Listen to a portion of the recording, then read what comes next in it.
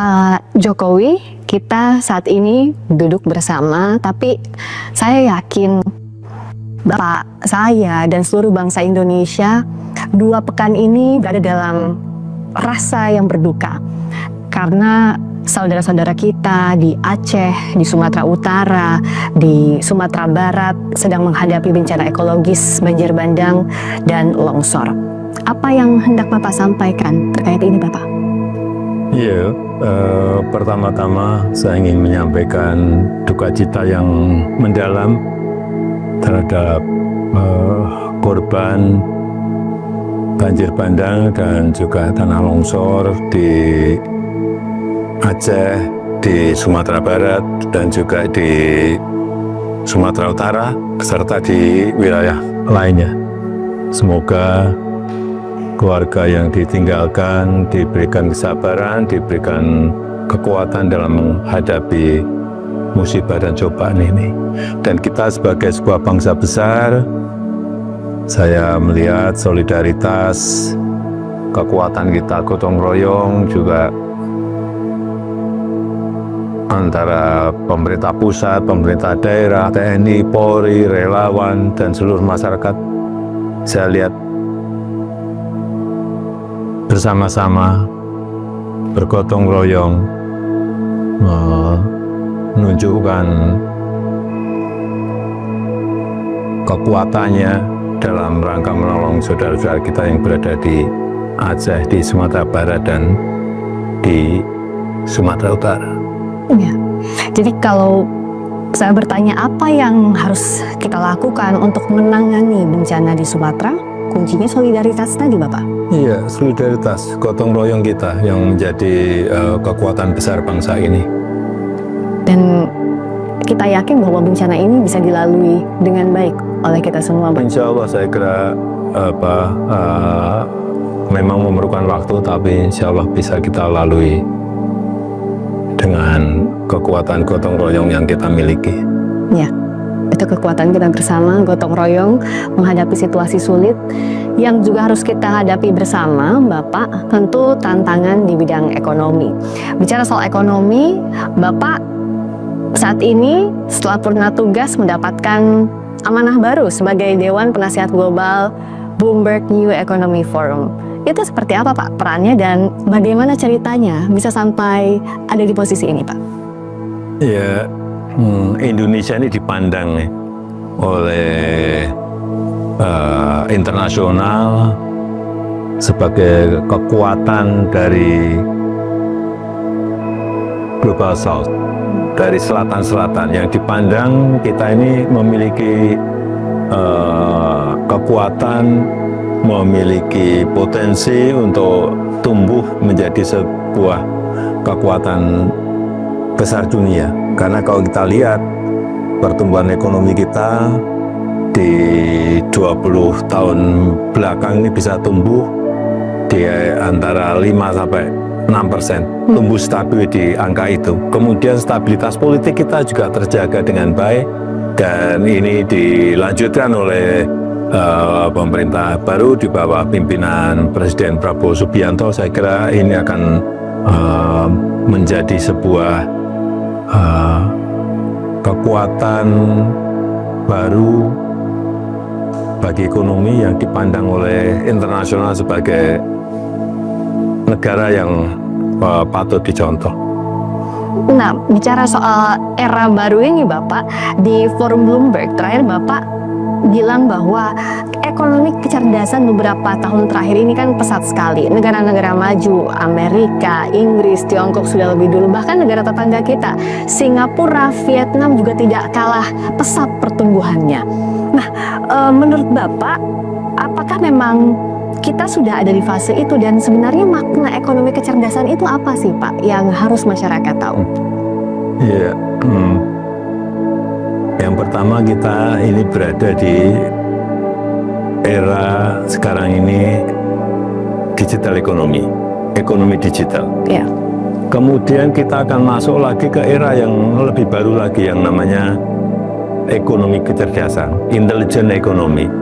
Ini adalah sebuah sistem di mana data dan informasi dikumpulkan, diolah oleh AI, oleh artificial intelligence, kemudian dianalisa dan menghasilkan sebuah keputusan yang tepat dan akurat. Saya kira ke depan seluruh sendi-sendi kegiatan masyarakat kita, sendi-sendi kehidupan masyarakat kita akan selalu berhubungan dengan elemen yang ada di artificial intelligence. Sehingga sekali lagi kita harus siap menghadapi era baru ini, yaitu era intelligence ekonomi, era ekonomi kecerdasan.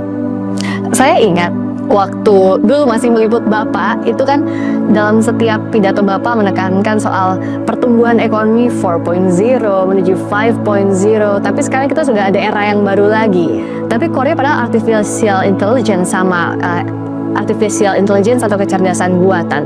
Nah, sebenarnya apa Pak yang membedakan dua fase itu antara ekonomi digital dengan ekonomi kecerdasan? Apa perbedaan persiapan kita untuk ini?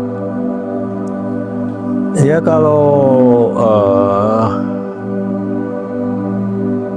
perbedaan, saya kira yang paling mencolok nanti adalah pengolahan data oleh artificial intelligence itu bisa langsung menghasilkan sebuah keputusan yang tepat dan akurat karena semuanya diolah oleh AI dan real time. Itu yang membedakan. Jadi kita juga alhamdulillah pembangunan infrastruktur fisik, pembangunan infrastruktur digital yang telah kita lakukan itu juga sangat mendukung kita untuk masuk ke dalam era ekonomi kecerdasan ini. Pembangunan infrastruktur misalnya yang fisik, kita telah membangun banyak airport, kemudian pelabuhan atau seaport, kemudian pembangunan jalan tol, pembangunan pembangkit listrik, power plant, kemudian pembangunan infrastruktur digital juga dalam proses semuanya. Sekarang ini data center, kemudian melaunching satelit baru, kemudian membangun dan memperbaiki jaringan-jaringan infrastruktur digital kita, kemudian juga konektivitas yang diperlukan. Saya kira persiapan kekuatan kita menuju ke era baru ekonomi kecerdasan ini betul-betul memang harus kita kejar supaya kita tidak ditinggal oleh negara lain, karena memang kita ini nantinya akan harus bersaing dengan negara-negara lain. Dan persaingannya pun ketat sekali ya Pak? Iya, ketat sekali, dan terutama memang sumber daya manusia itu yang harus disiapkan, kemudian dikenalkan, kemudian dilatih. Harus ada training-training mengenai pengenalan mengenai AI, mengenai coding, mengenai algoritma, mengenai machine learning. Meskipun sekarang ini juga kayak coding itu juga sudah bisa menggunakan AI. Tapi pengenalan coding juga diperlukan dalam rangka mengerti logika berpikir dari coding itu sendiri, sehingga tetap diperlukan. Kalau kita sudah nanti memberikan training mengenai AI, coding, algoritma, machine learning, saya kira generasi muda kita, masyarakat kita akan menjadi lebih baik digital literasinya, skillnya, sehingga akan terbuka sebuah lapangan pekerjaan bagi mereka, karena akan dibutuhkan nanti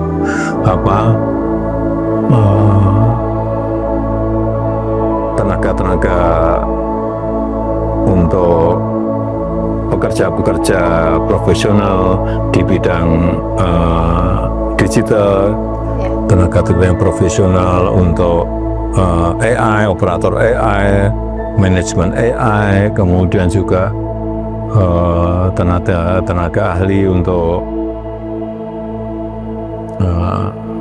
humanoid robotik, kemudian juga software engineer. Saya kira banyak sekali ya lapangan pekerjaan yang akan terbuka, tetapi dengan catatan ya kita memiliki digital literasi yang baik mengenai tadi yang sampaikan AI, coding, algoritma, machine learning. Kita memang harus siap menghadapi era ini. Lapangan pekerjaan tadi Bapak menyebutkan akan terbuka. Tapi apa justru juga ini jadi ancaman untuk lapangan pekerjaan lainnya, Pak? Kita akan jawab usai jeda. Wawancara khusus bersama Presiden ke-7 RI, Joko Widodo. Usai jeda.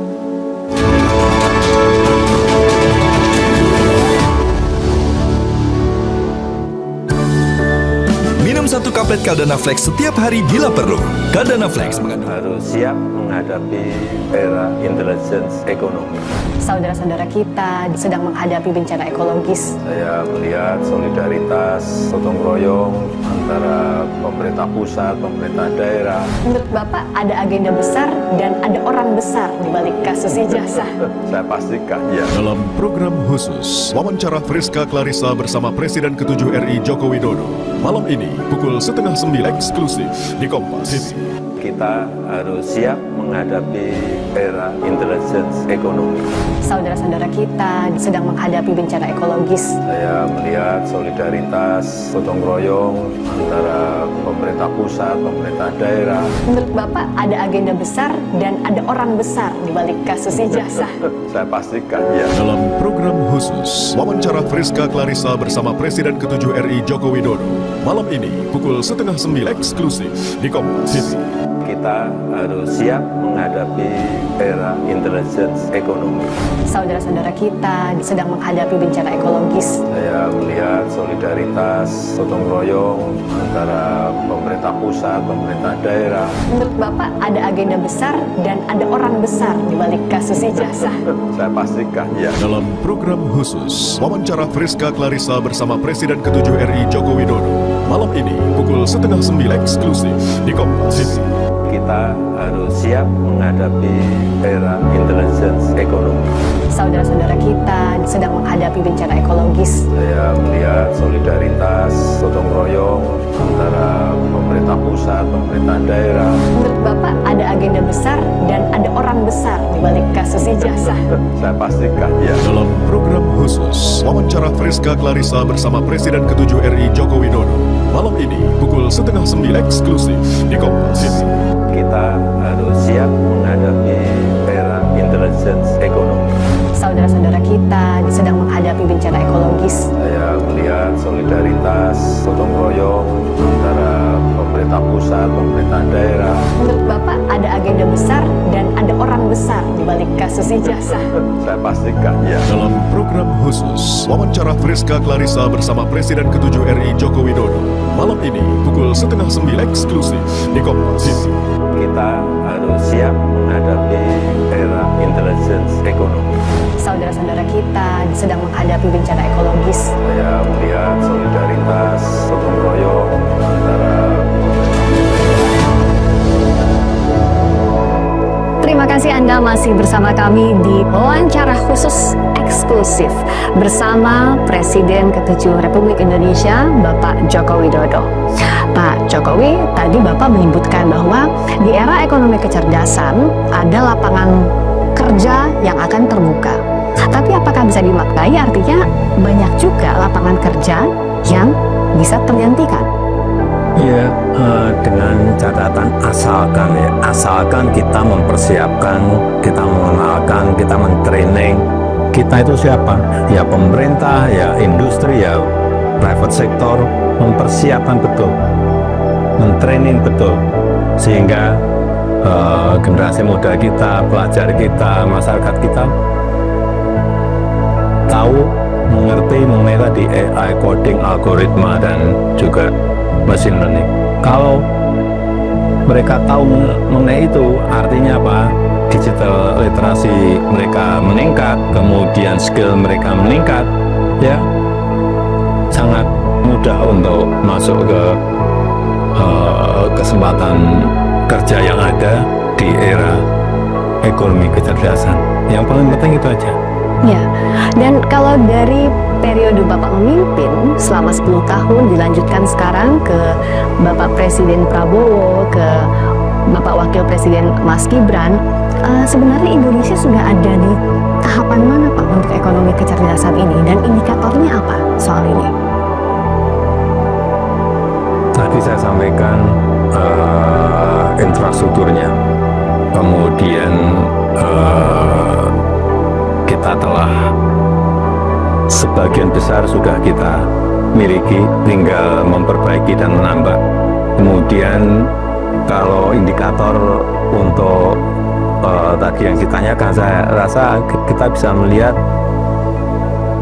digitalisasi di bidang pelayanan publik. Saya kira kita meningkat, melompat, sehingga pelayanan publik lebih cepat dan lebih baik.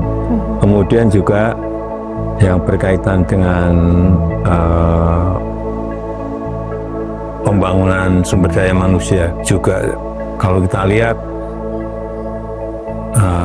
juga telah kita kejar meskipun masih perlu diperbaiki lagi.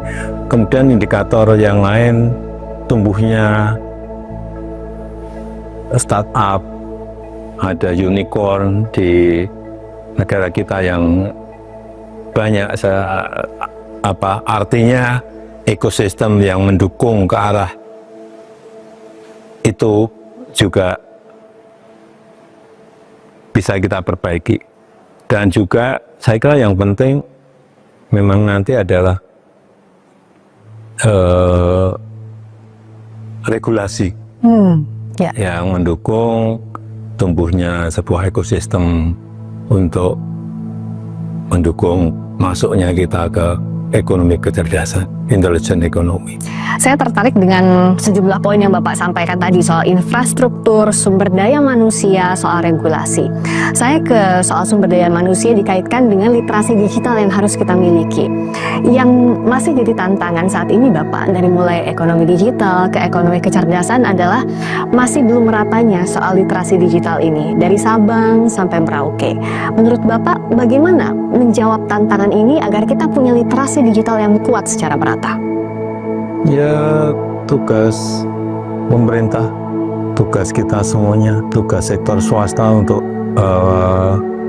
bersama-sama mengenalkan kepada masyarakat mengenai tadi AI, coding, algoritma, mengenai machine learning bersama-sama, dan training pelatihan-pelatihan harus dilakukan merata di seluruh tanah air agar kita nanti bisa masuk ke era ekonomi kecerdasan ini betul-betul dalam posisi yang siap. Karena menurut perkiraan saya dalam 5, 10 atau 15 tahun yang akan datang akan terjadi revolusi besar dalam penggunaan artificial intelligence. Yang kedua, revolusi besar juga dalam penggunaan humanoid robotik. Nah, ini perubahan besar ini harus kita antisipasi dengan menyiapkan infrastruktur, menyiapkan sumber daya manusia, menyiapkan regulasi yang mendukung ke arah itu. Ya, dan ini jadi tugas pemerintah terutama ya Pak, dan Bapak sudah memulai ini ya untuk keterampilan digital. Sejak itu Bapak jadi concernnya salah satunya untuk keterampilan AI. Tapi masih memerlukan banyak sekali perbaikan-perbaikan untuk dalam rangka mengejar ke era ekonomi kecerdasan. Karena langkah yang kita butuhkan juga akan jauh lebih cepat dari ekonomi digital itu ya Pak. Iya. Dan kalau bicara soal tadi AI, keterampilan soal kecerdasan buatan, kita berlomba ada yang namanya humanoid robotik. Tapi pada yang kita lihat dalam akhir-akhir ini, beberapa tahun terakhir, yang jadi kekhawatiran justru AI digunakan, disalahgunakan untuk disinformasi, untuk keamanan data yang terancam karena itu. Bapak bagaimana? Itu yang saya khawatir, itu yang saya sangat khawatir, dan itu yang saya takut. Jadi penggunaan AI, nantinya penggunaan humanoid robotik untuk hal yang tidak baik, sehingga sekali lagi dibutuhkan regulasi yang ketat dalam rangka mengontrol penggunaan AI, penggunaan humanoid robotik, sehingga betul-betul barang ini berguna bagi kehidupan kita, berguna bagi ekonomi kita, justru tidak yang tadi kita khawatirkan akan merusak sendi-sendi kehidupan kita. Sekali lagi, diperlukan regulasi, aturan yang ketat dalam rangka mengontrol penggunaan AI, mengontrol penggunaan humanoid robotik. Dan ini memang harus disiapkan segera, didiskusikan segera oleh kita bersama, sehingga aturan mainnya menjadi jelas. Regulasi ini memang sulit ya Pak, apalagi untuk mengejar teknologi yang semakin cepat, seringkali aturan yang tertinggal di belakang. Ya, biasanya memang swasta lebih cepat dari regulasi, teknologi juga lebih cepat dari regulasi. Ini yang harus menjadi concern kita bersama. Iya, regulasinya, tapi harus diimbangi juga dengan literasi digital. Jadi banyak sekali faktornya, tapi Bapak yakin Indonesia sanggup untuk menghadapi era ekonomi kecerdasan ini, Bapak? Ya tadi, asalkan. Pakai asalkan kita segera memperbaiki infrastruktur yang kurang, infrastruktur fisik, infrastruktur digital. Yang kedua juga asalkan kita segera juga mentraining, mengenalkan AI, coding, algoritma, dan machine learning kepada generasi muda, kepada masyarakat. Yang ketiga tadi, regulasi yang ketat yang harus kita segera siapkan. Kalau ini semuanya dikerjakan, ya artinya kita siap menghadapi era kecerdasan. Karena memang ini adalah masa-masa ekstrim di mana perubahan itu akan sangat drastis sekali. Ini mungkin akan seperti revolusi industri di tahun 1760. Saat itu dari pertanian tradisional masuk ke era mekanisasi, era industri manufaktur, dan juga era urbanisasi masuk ke kota. Ini yang mungkin kejadiannya akan seperti itu, sehingga saat itu produktivitas globalnya naik drastis, produktivitas nasional di beberapa negara juga naik drastis karena bisa mengikuti perubahan zaman pada saat itu. Ini zaman Raja George ketiga ya, seingat saya Raja George ketiga. Saya rasa akan kejadian itu mungkin dalam 10-15 tahun yang akan datang akan kejadian, yaitu produktivitas globalnya naik drastis karena adanya penemuan-penemuan teknologi, terutama AI dan humanoid robotik. Ya, tatanan dunianya akan berubah drastis, jadi kita harus siap untuk itu. Berkali-kali Bapak menekankan soal infrastruktur, SDM, regulasi lagi. Regulasi ini yang jadi kendala tadi, regulasi dengan teknologi, regulasinya di belakang, teknologi sudah maju di depan. Yang jadi kendala adalah regulasi ini butuh waktu, baik itu dari sisi pemerintahnya, aturan-aturan yang ada di sektor usaha, di sisi lain juga pendidikannya, institusi, itu semua butuh waktu. Apa artinya untuk pembuatan regulasi butuh lebih ringkas juga untuk mengejar ini, Bapak? Ya, kita memang harus berubah semuanya. Kalau dulu pembuatan undang-undang, pembuatan regulasi, pembuatan aturan-aturan memerlukan waktu lama, sekarang memang harus cepat. Karena ini eranya era real time. Jadi semuanya diolah secara real time, untuk menghasilkan sebuah keputusan yang cepat dan tepat. Kalau enggak, lagunya masih lagu lama terus ya kita harus ngomong apa adanya, kita akan ditinggal. Kalau Akan ditinggal. jangan sampai ditinggal. Kalau lagu lama kasetnya rusak ya Pak ya, jadi itu tidak boleh terjadi. Nah, dengan ini artinya butuh ada keinginan, ada kemauan, begitu kan Pak? Kemauan untuk mengubah regulasi tadi. Kalau masih pola lama ya tidak akan bisa. Memang harus dirubah. Meskipun birokrasi itu seringkali sulit untuk itu ya Pak. Dan jangan lupa, AI ini sekarang sudah di negara-negara lain sudah mulai digunakan secara masif. Kita juga sudah di beberapa perusahaan sudah menggunakan juga AI karena perkembangannya sangat cepat sekali ya. Kalau kita lihat sekarang DeepSeek yang dimiliki oleh Liang Mengfeng dari China, kemudian Google yang sekarang sudah punya Gemini, Gemini juga udah ada juga yang Mark Zuckerberg sekarang juga sudah punya Meta AI. Saya kira ini kecepatan teknologinya sangat cepat sekali. Ya. Sehingga kalau kita tidak ikut mengejar, saya akan betul-betul akan ketinggal. Kalau negara berkembang atau negara maju sudah punya tadi sejumlah indikator tadi, infrastruktur, SDM, dan juga regulasinya sudah menuju ke sana. Tapi untuk negara-negara berpenghasilan rendah, setidaknya untuk masuk ke era ini, apa yang harus dilakukan, Pak? Itulah yang menjadi problem besarnya di situ nanti. Sehingga kalau ini tidak negara berkembang, negara yang berpendapatan rendah, tidak menyiapkan infrastruktur, karena menyiapkan infrastruktur juga memerlukan anggaran. Ya. Nah, problemnya di situ, di anggaran. Nah, kalau problemnya di situ, saya kira memang yang paling penting kerjasama, kolaborasi dengan negara lain, dengan investor itu diperlukan oleh mereka. Ya. Untuk agar infrastruktur menjadi siap. Kemudian SDM juga menjadi masalah besar juga. Ini sehingga memang yang saya takutkan adalah gap antara negara yang berpendapatan rendah dengan negara maju semakin lebar karena adanya penemuan-penemuan teknologi baru ini, terutama AI dan humanoid robotik.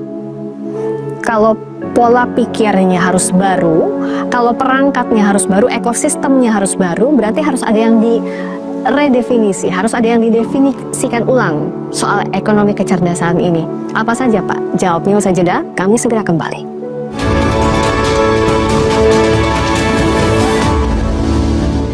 Harus siap menghadapi era intelligence ekonomi. Saudara-saudara kita sedang menghadapi bencana ekologis. Saya melihat solidaritas, gotong royong antara pemerintah pusat, pemerintah daerah. Menurut Bapak ada agenda besar dan ada orang besar di balik kasus ijazah. Saya pastikan, ya. Dalam program khusus, wawancara Friska Clarissa bersama Presiden ke-7 RI Joko Widodo. Malam ini, pukul 8:30 eksklusif di Kompas TV. Kita harus siap menghadapi era intelligence ekonomi.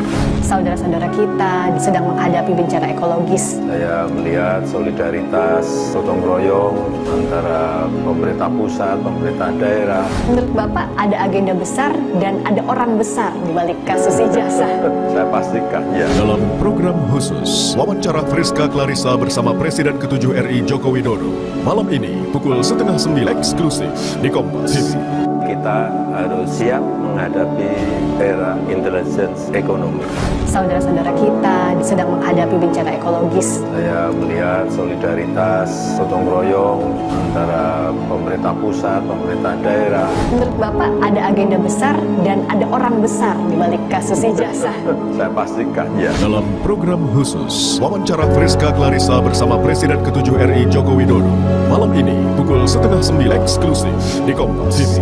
Kita harus siap menghadapi era intelligence ekonomi. Saudara-saudara kita sedang menghadapi bencana ekologis. Saya melihat solidaritas, gotong royong antara pemerintah pusat, pemerintah daerah. Menurut Bapak ada agenda besar dan ada orang besar di balik kasus ijazah.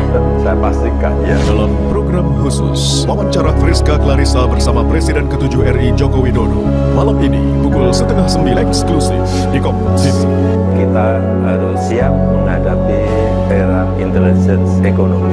Saudara-saudara kita sedang menghadapi bencana ekologis. Saya melihat solidaritas, gotong royong antara pemerintah pusat, pemerintah daerah. Menurut Bapak ada agenda besar dan ada orang besar di balik kasus ijazah. Saya pastikan ya. Dalam program khusus wawancara Friska Clarissa bersama Presiden ke-7 RI Joko Widodo malam ini pukul 8:30 eksklusif di Kompas TV. Kita harus siap menghadapi era intelligence ekonomi. Saudara-saudara kita sedang menghadapi bencana ekologis. Saya melihat solidaritas, gotong royong antara pemerintah pusat, pemerintah daerah. Menurut Bapak ada agenda besar dan ada orang besar di balik kasus ijazah. Saya pastikan ya. Dalam program khusus wawancara Friska Clarissa bersama Presiden ke-7 RI Joko Widodo malam ini pukul 8:30 eksklusif di Kompas TV. Kita harus siap menghadapi era intelligence ekonomi. Saudara-saudara kita sedang menghadapi bencana ekologis. Saya melihat solidaritas, gotong royong antara pemerintah pusat, pemerintah daerah. Menurut Bapak ada agenda besar dan ada orang besar di balik kasus ijazah. Saya pastikan ya. Dalam program khusus wawancara Friska Clarissa bersama Presiden ke-7 RI Joko Widodo malam ini pukul 8:30 eksklusif di Kompas TV. Kita harus siap menghadapi era intelligence ekonomi. Saudara-saudara kita sedang menghadapi bencana ekologis. Saya melihat solidaritas, gotong royong antara pemerintah pusat, pemerintah daerah. Menurut Bapak ada agenda besar dan ada orang besar di balik kasus ini. Kembali bersama Presiden ke-7 Republik Indonesia, Bapak Joko Widodo. Banyak hal yang harus kita betul-betul definisikan ulang ya Pak, soal ekonomi kecerdasan. Bapak tadi sebelumnya sudah menyampaikan bahwa kita berubah eranya, banyak tantangan yang harus kita hadapi, berubah pula caranya. Jadi, cara yang harus berubah yang ingin ditekankan apa Pak? Soal prosesnya, soal sistemnya tadi. Jadi gini, ini kan kita masih di era digital ekonomi, Ya. dan kita akan segera masuk ke intelligent ekonomi, ke ekonomi kecerdasan. Tentu saja kalau kita masuk ke ekonomi kecerdasan, yang di era ini menjadi usang semuanya, sistemnya menjadi usang dan lain-lainnya. Dan saat kita masuk ke era baru, tentu saja harus ada redefinisi ulang semuanya, baik itu redefinisi untuk proses, redefinisi untuk sistem, redefinisi untuk strategi, semuanya. Karena memang eranya sudah berubah untuk menghasilkan sebuah keputusan yang tepat dan akurat. Oleh sebab itu, yang harus diredefinisi menurut saya, yang pertama adalah dunia pendidikan dulu. Harus redefinisi ulang semuanya.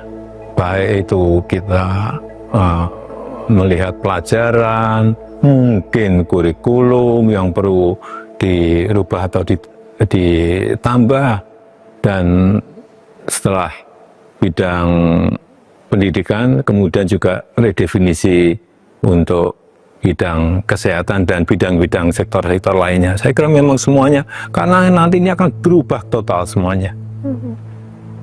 Masa-masa yang ekstrem dan masa-masa perubahan yang nanti akan meloncatkan mungkin kurikulum yang perlu dirubah atau ditambah, Dan setelah bidang pendidikan, kemudian juga redefinisi untuk bidang kesehatan dan bidang-bidang sektor-sektor lainnya. Saya kira memang semuanya, karena nanti ini akan berubah total semuanya. Masa-masa yang ekstrem dan masa-masa perubahan yang nanti akan meloncatkan mungkin PDB globalnya menjadi naik, kemudian produktivitas globalnya naik, produktivitas nasional juga naik, semuanya akan berubah. Di sektor pendidikan misalnya, kalau polanya berubah, kurikulum berubah, artinya dari mulai regulasi, tenaga pendidik, kecakupan muridnya, semuanya harus siap. Semuanya memang harus siap, semuanya harus berubah semuanya.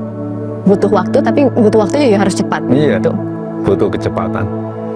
Lalu untuk sektor swasta menghadapi era ekonomi kecerdasan, apa yang harus berubah dan disiapkan? Ya, mereka harus menyiapkan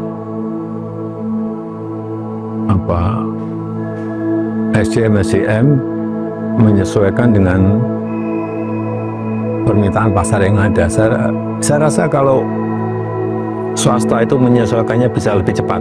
Saya kira yang paling penting pemerintah dengan regulasinya, dengan sistem-sistem barunya, dengan strategi-strategi barunya juga memang harus segera beradaptasi dengan perubahan ini.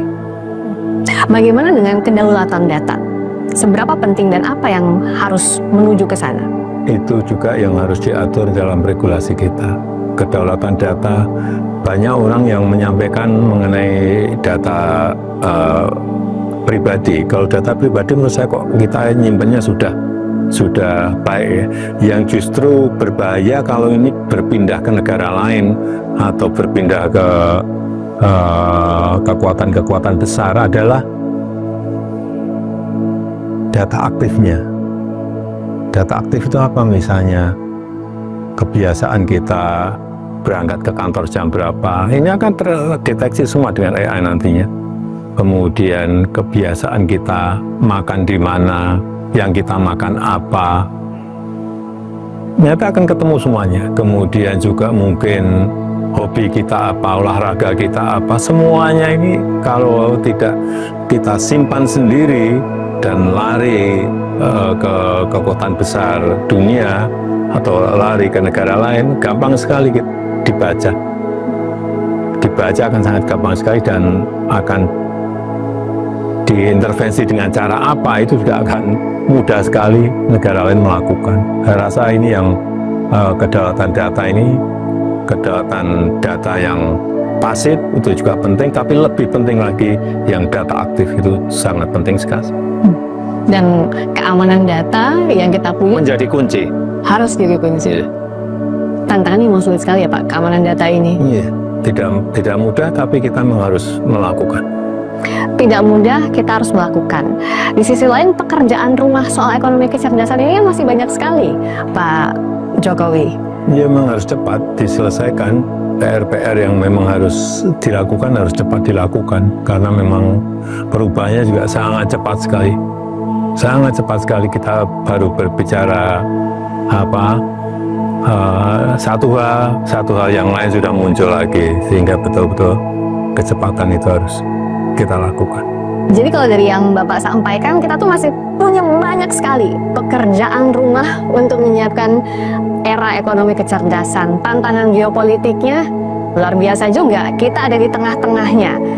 Di tengah kondisi ini, tapi tampaknya masyarakat masih banyak tertarik dengan isu yang ramai menuai pro dan kontra. Salah satunya kalau saya bertemu dengan Pak Jokowi sekarang, tidak mungkin saya tidak menanyakan soal isu ijazah palsu, Pak.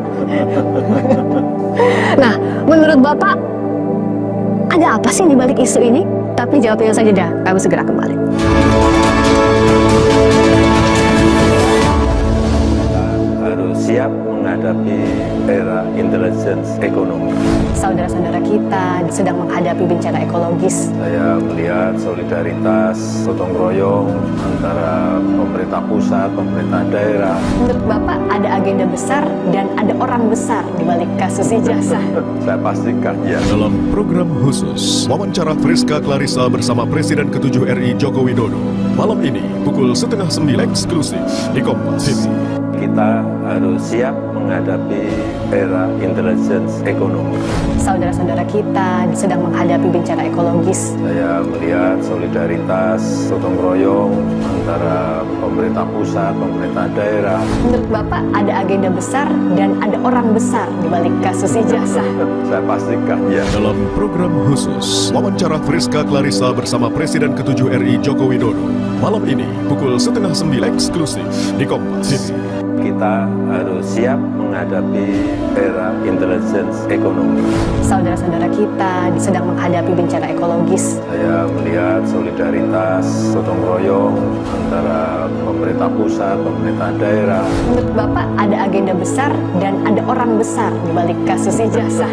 Saya pastikan ya. Dalam program khusus, wawancara Friska Clarissa bersama Presiden ke-7 RI Joko Widodo. Malam ini, pukul 8:30 eksklusif di Kompas TV. Kita harus siap menghadapi era intelligence ekonomi. Saudara-saudara kita sedang menghadapi bencana ekologis. Saya melihat solidaritas, gotong royong antara pemerintah pusat, pemerintah daerah. Menurut Bapak ada agenda besar dan ada orang besar di balik kasus ijazah. Saya pastikan ya. Dalam program khusus, wawancara Friska Clarissa bersama Presiden ke-7 RI Joko Widodo. Malam ini, pukul 8:30 eksklusif di Kompas TV. Kita harus siap menghadapi era intelligence ekonomi. Saudara-saudara kita sedang menghadapi bencana ekologis. Saya melihat solidaritas, gotong royong antara pemerintah pusat, pemerintah daerah. Menurut Bapak ada agenda besar dan ada orang besar di balik kasus ijazah. Saya pastikan ya. Dalam program khusus, wawancara Friska Clarissa bersama Presiden ke-7 RI Joko Widodo. Malam ini, pukul 8:30 eksklusif di Kompas TV. Kita harus siap menghadapi era intelligence ekonomi. Saudara-saudara kita sedang menghadapi bencana ekologis. Saya melihat solidaritas, gotong royong antara pemerintah pusat, pemerintah daerah. Menurut Bapak ada agenda besar dan ada orang besar di balik kasus ijazah. Saya pastikan ya. Dalam program khusus, wawancara Friska Clarissa bersama Presiden ke-7 RI Joko Widodo. Malam ini, pukul 8:30 eksklusif di Kompas TV. Kita harus siap menghadapi era intelligence ekonomi.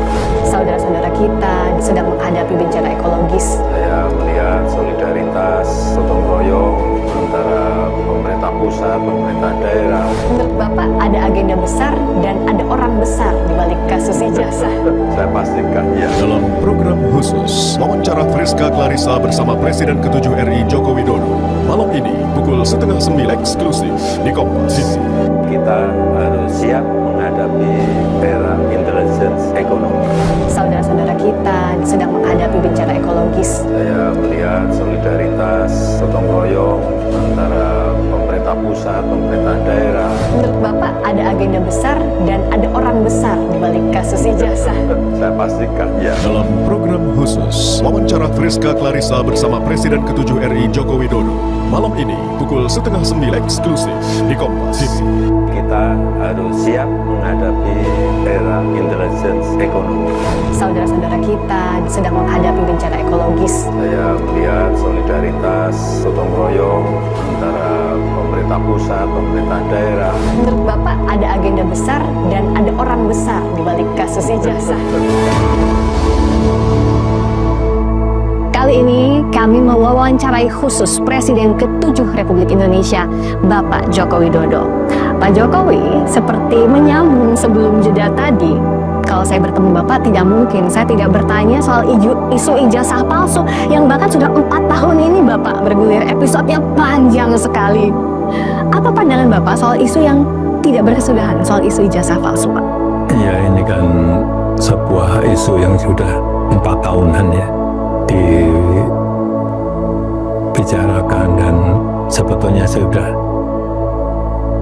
mata nu diam, tidak banyak menanggapi karena apa? Ijazahnya saya pegang gitu loh. Bapak pegang ijazah. Tetapi saya tidak menyampaikan kepada publik ijazah itu karena yang pertama ada aduan ke Barreskrim. Yang kedua, saya dituduh ijazah saya palsu, artinya yang menuduh itu yang harus membuktikan. Dalam hukum acara nih, siapa yang menuduh itu yang harus membuktikan. Itu yang saya tunggu, itu coba dibuktikannya seperti apa. Dan itu akan lebih baik kalau pembuktiannya itu di pengadilan, sehingga betul-betul akan kelihatan proses hukumnya, akan kelihatan adilnya, karena yang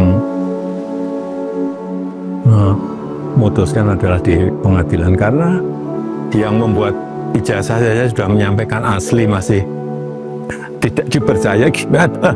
Dan yang saya lihat ini memang ada agenda besar politik, ada operasi politik yang sehingga bisa sampai bertahun-tahun nggak rampung-rampung karena keinginan mereka untuk mendowngrade, menurunkan reputasi yang saya miliki, meskipun saya nggak merasa punya reputasi apa-apa. Tapi menurut Bapak, kenapa? Apa dibalik itu? Menurut Bapak, kenapa harus diturunkan reputasi Bapak melalui isu ijazah ini? Ya mungkin untuk kepentingan politik. Kenapa sih kita harus mengolok-olok, menjelek-jelekan, merendahkan, menghina, menuduh-nuduh? Semua dilakukan untuk apa kalau hanya untuk main-main? Kan mesti ada kepentingan politiknya di situ. Tapi sekali lagi, mestinya dalam masa-masa ekstrim seperti ini kita konsentrasi untuk hal yang besar, untuk strategi besar negara, untuk kepentingan yang lebih besar bagi negara ini. Misalnya tadi yang berkaitan dengan menghadapi masa-masa ekstrim, menghadapi masa-masa perubahan karena artificial intelligence, karena humanoid robotik, sehingga jangan malah kita energi besar kita pakai untuk urusan-urusan yang sebetulnya menurut saya urusan ringan. Menurut Bapak, masih yakin dengan pernyataan Bapak sebelumnya ada agenda besar dan ada orang besar di balik kasus ijazah? Saya pastikan, ya. Bapak sudah tahu Gimana? kira-kira siapa di balik? Ya, saya kira gampang ditebak. Tapi tidak. Ya, perlu saya sampaikan. Dan Bapak tadi mengatakan bahwa lebih baik ini dibawa sampai ke ranah hukum. Ya, untuk pembelajaran kita semuanya, bahwa jangan sampai gampang menuduh orang, jangan sampai gampang menghina orang, menfitnah orang, mencemarkan nama baik seseorang. Kalau ada pertanyaan ini akan ke ranah hukum saja, Bapak membawa ini ranah hukum saja, atau ada kemungkinan mediasi? Saya kira untuk pembelajaran kita memang lebih baik dilakukan di penegakan hukum, diputuskan di pengadilan akan lebih baik untuk pembelajaran kita semuanya. Dan Bapak juga pernah berjanji kalau sampai ke pengadilan, ijazahnya Bapak akan tunjukkan di sana, di pengadilan. Yaitu forum yang paling baik untuk menunjukkan ijazah asli saya dari SD sampai SMA, universitas semuanya kan saya bawa. Untuk pembelajaran hukum, memang apa yang Bapak khawatirkan kalau ijazah ini, kasus ijazah ini terus bergulir di luar soal tudingan ijazah palsu? Ya kan bisa terjadi, tidak hanya kepada saya, bisa ke yang lain, bisa ke menteri, bisa ke presiden yang lain, bisa ke gubernur, bupati, wali kota, semuanya dengan tuduhan asal-asalan. Tapi kalau menuduh dengan bukti, itu yang baik. Menurut Bapak, seharusnya tidak ada kasus tudingan-tudingan ini lagi di kemudian hari? Ya, ini untuk pembelajaran kita semuanya. selain kasus ijazah, sebenarnya sebagai presiden 2 periode yang sekarang juga sudah purna tugas, tapi tentu pandangan Bapak terhadap bangsa ini jadi penting. Apakah ada kekhawatiran di benak Bapak soal masa depan Indonesia?